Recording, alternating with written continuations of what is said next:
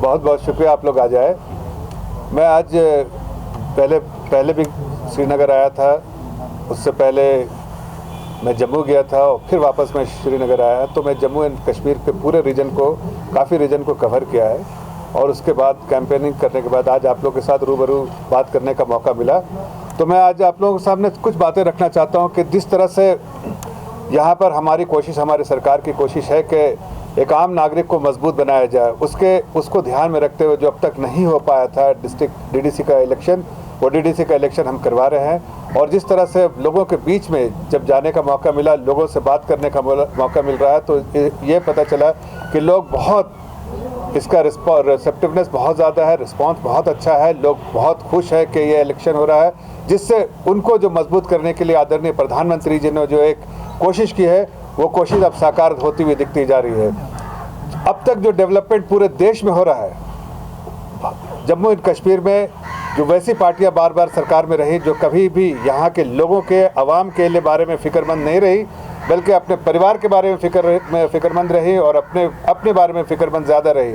इसलिए अवाम, और जब तक मैं जहाँ भी जाता हूँ तो मुझे दिखता है कि डेवलपमेंट जो है जम्मू एंड कश्मीर में नहीं होता रहा है सालों साल से। और हमारी सरकार के आने के बाद और हमारी कोशिशों के बाद कुछ जो बहुत सारे डेवलपमेंटल प्रोजेक्ट शुरू हुए हैं, आदरणीय प्रधानमंत्री जी ने बार बार कोशिश की है और स्पेशल एलोकेशन भी 80,000 करोड़ का किया है। तो जो 7 नवंबर 2015 को जो उन्होंने अनाउंसमेंट भी किया था, वो सारे चीज़ें इसलिए की गई है कि चाहे इक़्तिसादी हो या माली हालत लोगों की बेहतर हो, और उस दिशा में उन्होंने इसके बारे में अनाउंस भी किया था। लेकिन आज डीडीसी के काउंसिल का जो रिसेप्टिवनेस है लोगों के बीच में एक उमंग दिखने में आ रहा है कि वो बहुत अच्छा है। इसलिए कि हम चाहे जम्मू रीजन में गए, चाहे गुज्जर और इलाके में गए या बकरीवाल इलाके में गए, और सब जगह हमने देखा कि लोगों में एक उमंग है कि एक ऐसी सरकार आई है जो उनके बारे में चिंता कर रही है, एक ऐसी सरकार है जो विकास के बारे में बात कर रही है, एक ऐसी सरकार है जो उनको मजबूत करना चाहती है,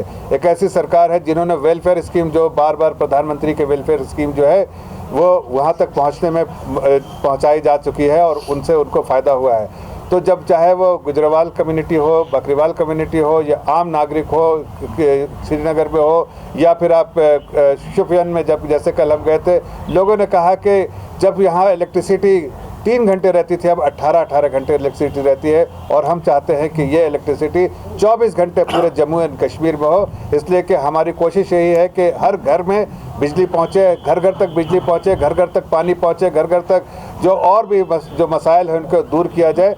लेकिन बहुत अफसोस की बात है कि ये जो आज गुपकार अलायंस बना के रखा है उन लोगों ने, ये गुपकार अलायंस वही पार्टियाँ हैं जो आज से कुछ सालों तक यहाँ पर राज करती थी। वो लोगों के दिल पर राज नहीं करती थी, लोगों पर ज़बरदस्ती राज करती थी। अब एक ऐसी सरकार और ऐसी सोच है यहाँ पर जो लोगों के दिल पर राज करना चाहती है, इस तरह से कि हम उनके लिए ऐसी कोशिश करेंगे जिससे उनके ज़िंदगी में खुशगवार माहौल पैदा हो। और उसके लिए बहुत ज़रूरी है कि विकास होना चाहिए। हमारी कोशिश है कि जो प्रदेश में आज तक जो विकास से महरूम ये प्रदेश रहा है, उस प्रदेश में बहुत सारे डेवलपमेंटल एक्टिविटीज़ हो, चाहे वो बाढ़ के बारे में पानी को रोकने के लिए हो, चाहे आपको इरिगेशन में जहाँ पानी पहुँचाने का काम हो, चाहे आप घर घर तक बिजली पहुँचाने का हो, चाहे आपके स्कूल और कॉलेज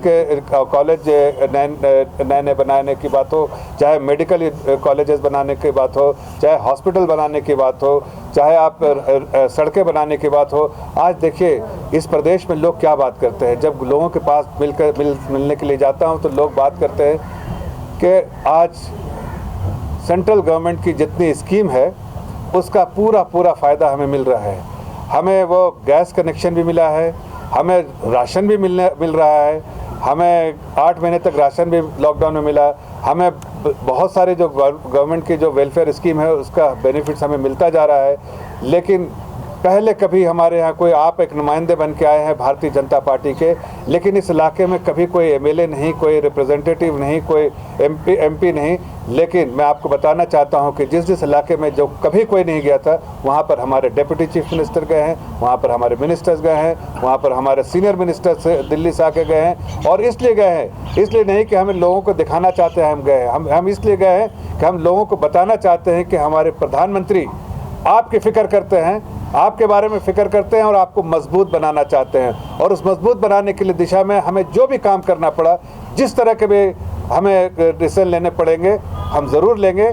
जो इस जमहूरियत में लेने के लिए हमें सरकार को चुना जाता है, और इसीलिए हमने सबसे पहला जो कदम उठाया है वो डीडीसी इलेक्शन का, जो अब तक कभी नहीं हुआ था इस तारीख में, अब हो रहा है, जिससे एक आम नागरिक जब उनके लोकल लेवल पे, जब उनके लोकल गवर्नेंस ऐसा होगा जिसमें कि लोकल लेवल पे सारी मसाइलें दूर हो जाएंगी। अब तक देखिए बहुत सारे लोग कहते हैं कि हमारे मसाइल कौन दूर करेगा।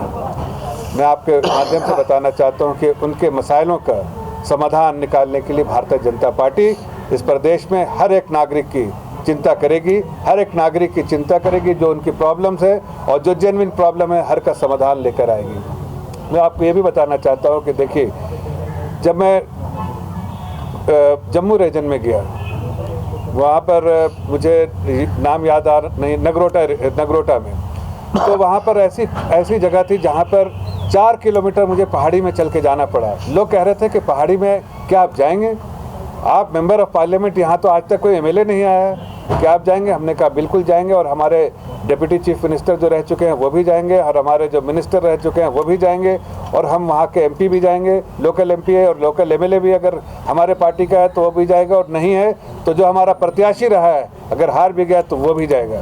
और हम हर घर तक गए, हर लोगों से उनके मसलों के बारे में बात किया, हर लोगों से उनकी चिंता के बारे में बात किया, और जो भी उन्होंने चिंता जताई है, मैं आपके माध्यम से बताना चाहता हूं जम्मू कश्मीर के अवाम को कि हम वो सारी चीज़ें ज़रूर पूरा करेंगे जो एक जमहूरियत में और एक सरकार की रिस्पॉन्सिबिलिटी होती है एक आम आवाम तक पहुंचाने के लिए। प्रधानमंत्री और गृह मंत्री ने बार बार इस बात को दोहराया है कि हम विकास चाहते हैं, हम चाहते हैं अमन का माहौल चाहते हैं कश्मीर में, हम चाहते हैं वैसी पार्टियां जो लोगों को वर्गलाती हैं, चाहे धर्म के बेसिस पे, चाहे अलग अलग बेसिस पे, या किसी और बातों पर उनको वर्गलाना और बहकाना और गुमराह करना चाहती हैं। मैं उनको आगाह करना चाहता हूं, आपके माध्यम से आगाह करना चाहता हूं कि ऐसी पार्टियां जो आपको गुमराह करती हैं, जिन्होंने 70 सालों में आपके बारे में बिल्कुल फिक्रमंद नहीं रही, जिन्होंने आपकी चिंता नहीं की, वैसी पार्टियां आगे भी नहीं कर पाएंगी। इसलिए उनके पास देने को कुछ भी नहीं है। एक आम नागरिक को जो सहूलियत चाहिए वो पार्टियां नहीं दे सकती, इसलिए कि उन्होंने बराबर अपने परिवारों की चिंता की है, लेकिन आवाम की नहीं। अब हम उनसे रूबरू होकर जब बात कर रहे हैं तो उनके आंखों में जो आंसू आता है उसको भी पोंछने का हम काम कर रहे हैं। हमने बहुत ऐसे बातें सुनी लोगों से, जब उनके घरों तक गए तो मुझे महसूस हुआ और एहसास होता है कि 70 सालों में आम नागरिक जो बोलते हैं common man on the street, उसके बारे में इस प्रदेश में किसी सरकारों ने चिंता नहीं की। आज आर्टिकल 370 किया है, उसके बाद जो डेवलपमेंट हो रहा है उससे लोगों को फ़ायदा भी हो रहा है। और अब मैं आपको मैं जो हो चुका है, लेकिन डीडीसी इलेक्शन के बाद और यहाँ पर जो हमारे जो सेंट्रल गवर्नमेंट ने जो प्लान किए हैं यहाँ के डेवलपमेंट के लिए, लोकल लेवल पे ही बहुत तेज़ी से डेवलपमेंट होगा, और स्टेट लेवल पे भी बहुत सारी चीज़ें जो होनी बाकी है, वो सारी चीज़ें जो नहीं हो सकी हैं वो सब हम पूरा करने का काम करेंगे। और ये भी बताना चाहता हूँ कि प्रधानमंत्री का बराबर पैगाम रहा है यहाँ के लोगों के लिए कि हम आपकी फ़िक्र करने के लिए खड़े हैं, हम आपके बारे में चिंता करने के लिए खड़े हैं। चाहे आपको जिस तरह के मसाइल हम उसको दूर करना चाहते हैं, ऐसी पार्टियों से आप जो गुमराह करते हैं उससे आप बच के रहें, परे रहें। और अगर आपके जो लोकल लेवल पे प्रॉब्लम है, आप डीडीसी के इलेक्शन के बाद आप अपने काउंसिल के चेयरमैन के पास जा सकते हैं। हमने बहुत सारे लोगों से सुना है कि उन्हें जॉब की चिंता है कि वो रेगुलराइज जॉब उनकी नहीं हो सकी है अभी तक। मैं आपको बताना चाहता हूँ हमारी सरकार की पेशकश होगी कि हम वैसे लोग जिनकी जो डेली वेजेस हैं, जिनके परमानेंट जॉब नहीं थी, उनके परमानेंट करने की हम भरपूर कोशिश करेंगे। ये हमने अपने मैनिफेस्टो में भी डाला है। और भी ऐसी जो चीज़ें हैं जिससे यूथ को मेन स्ट्रीम में जोड़ा जाए, यूथ को एक्टिवली उनकी जो एनर्जी को प्रोडक्टिवली यूज़ किया जाए देश के निर्माण में, हम वो हर प्रोजेक्ट लेकर आएंगे जिसमें देश के नेशनल बिल्डिंग में, नेशन बिल्डिंग में, और उनकी एनर्जी को सही से चैनलाइज किया जाए, मेन स्ट्रीम में लाया जाए। ऐसी चीज़ें हम यहाँ पर आगे और करने जा रहे हैं। और डीडीसी का इलेक्शन जो है उसमें जो जिस तरह का रिस्पांस आ रहा है, जिस तरह से लोग जिस तरह से लोग आके वोट अब तक जो वोट्स हो चुके हैं जो इलेक्शन में, उसमें जिस तरह से वोटिंग पैटर्न देखा गया है, आप अगर देखिए, मैं अभी बिहार में था, मैं यूपी में था, कई जगह इलेक्शन है, जिस तरह का परसेंटेज वहाँ रहा है, वहाँ इस एक्सट्रीम वेदर में भी, जबकि सर्दी का मौसम है, ऐसे हालात भी हैं, उसके बावजूद लोग घर से निकल कर आए और उन्होंने वोट अपना कास्ट किया। उससे समझ में आता है कि डेमोक्रेसी, सब लोग चाहते हैं कि डेमोक्रेटिक प्रोसेस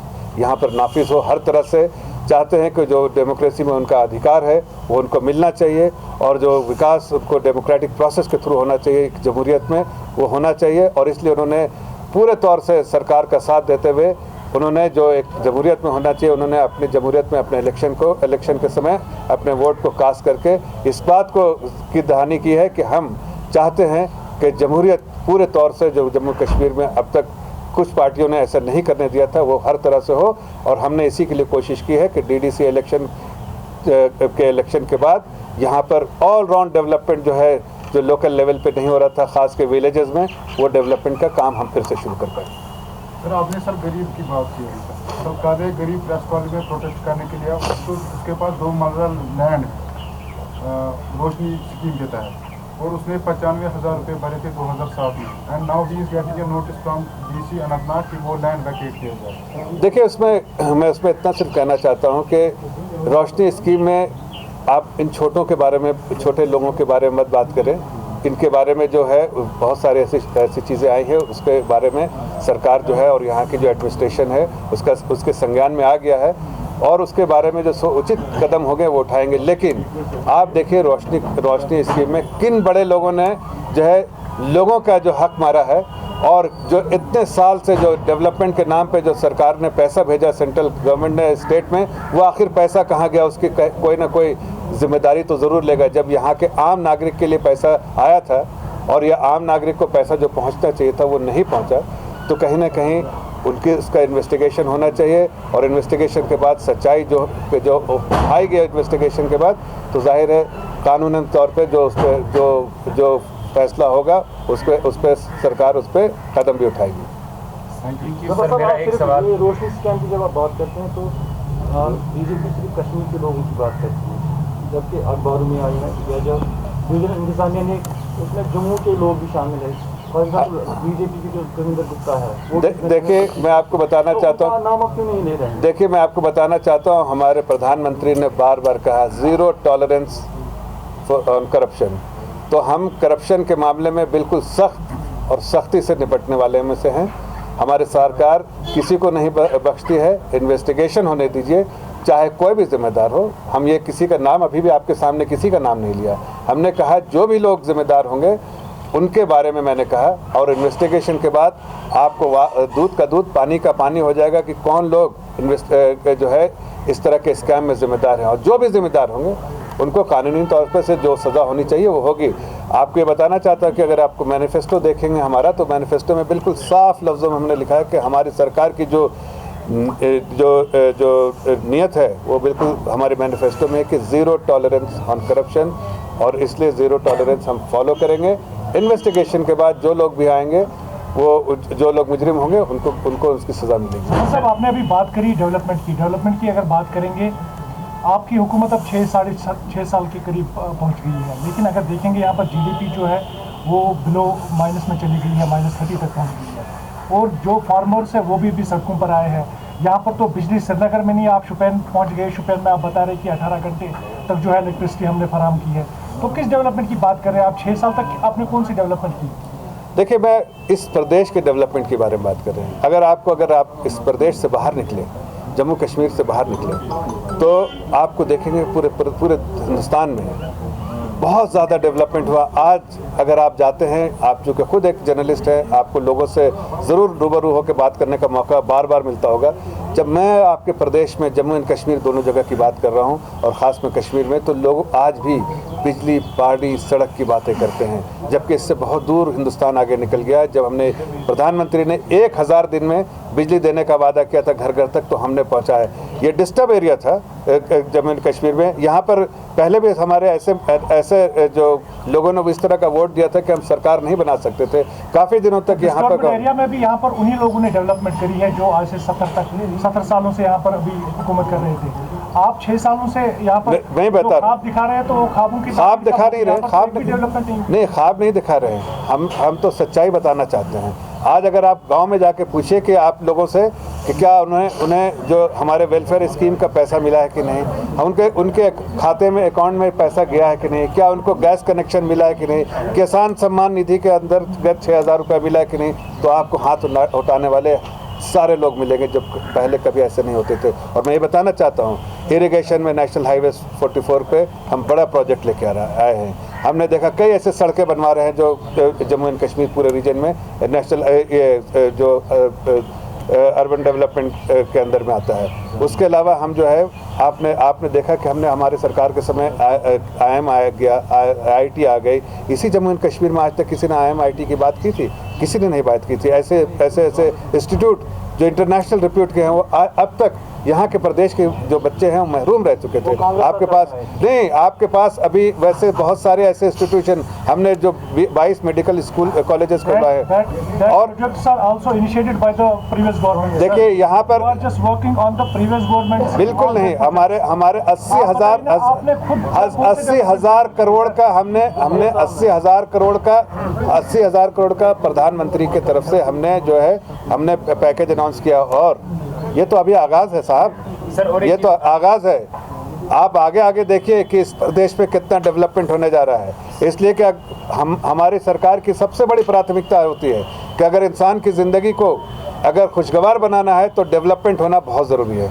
और अगर डेवलपमेंट नहीं होगा तो इंसानी ज़िंदगी खुशगवार नहीं होगी। और इसलिए हमारी सबसे बड़ी कोशिश रहती है कि हम फोकस करते हैं डेवलपमेंट पे। सर, एक सवाल मेरा आपसे यहाँ से जानना चाहेंगे। अभी आपने डेली वेजर्स की बात करी कि हम उन्हें कोशिश करेंगे उन्हें परमानेंट कराने की। उसके अलावा आप लोगों ने जब आर्टिकल 370 एब्रोगेट हुआ 50,000 नौकरियां देने का वादा किया। अब डीडीसी इलेक्शन चुनाव हो रहे हैं, इसके बाद आप 70,000 नौकरियों की बात कर रहे हैं। 15,000 उसमें ऑलरेडी नोटिफाई भी हो गया। 15,000 हुए, उसमें जाके PhD होल्डर ने जो है उसने भी और भी हो रहे हैं। देखिए सवाल मेरा ये है, जिस 80,000 करोड़ की आप पैकेज की बात कर रहे हैं, क्या आपको लग रहा है कि ग्राउंड जीरो पे वो इम्प्लीमेंट हुआ है? देखिए, उससे पहले भी पैकेज हुए, क्या आपको लग रहा है जम्मू कश्मीर घाटी के अंदर किसी भी डेवलपमेंट के लिए इम्प्लीमेंट हुए? मैं आपकी बात से इस बात से सहमत हूँ कि इस प्रदेश में ये प्रदेश महरूम रहा है डेवलपमेंट से, विकास से। ये तो मैं खुद कह रहा हूँ। इसीलिए तो ये हमारी कोशिश है कि DDC का इलेक्शन आज तक क्यों नहीं हुआ था? इसलिए कि लोकल लेवल पे जो गवर्नेंस मॉडल होना चाहिए था, लोकल लेवल पे जो डेवलपमेंट होना चाहिए था, जो फंड एलोकेशन होना चाहिए था, वो आज तक नहीं हुआ। हम वोट बैंक की तरह किसी को नहीं इस्तेमाल करना चाहते। हमारी कोशिश ये है कि हम विकास करेंगे।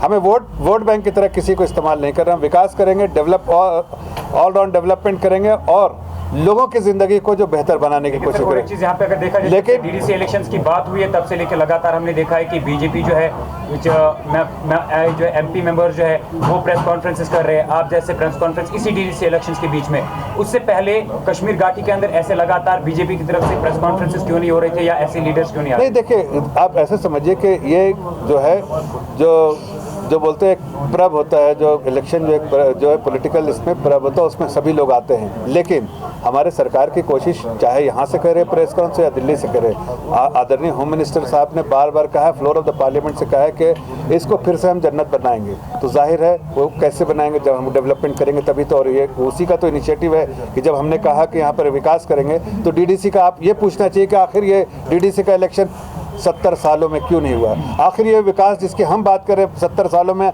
आके गांव-गांव तक विकास क्यों नहीं हुआ था? आप उससे उन लोगों से सवाल कीजिए कि आज यहाँ के MP हम तो जा रहे हैं, उनके गांव-गांव तक जा रहे हैं। 4 किलोमीटर अगर पहाड़ी पे पैदल चल भी चल के जाना पड़ता है, तो गाड़ियाँ छोड़ देते हैं, पहाड़ी पे चढ़ के जाते हैं, कोई सड़क नहीं है। हम उस सड़क बनवाने का काम कर रहे हैं, हमने काम भी शुरू करवा दिया है। तो हम ये कहना चाहते हैं कि जो 70 सालों में डीडीसी कलेक्शन नहीं हुआ, उसकी वजह क्या थी? इसलिए कि लोग नहीं चाहते थे कि एक आम जो है वो कहीं ना कहीं मजबूत बन जाए।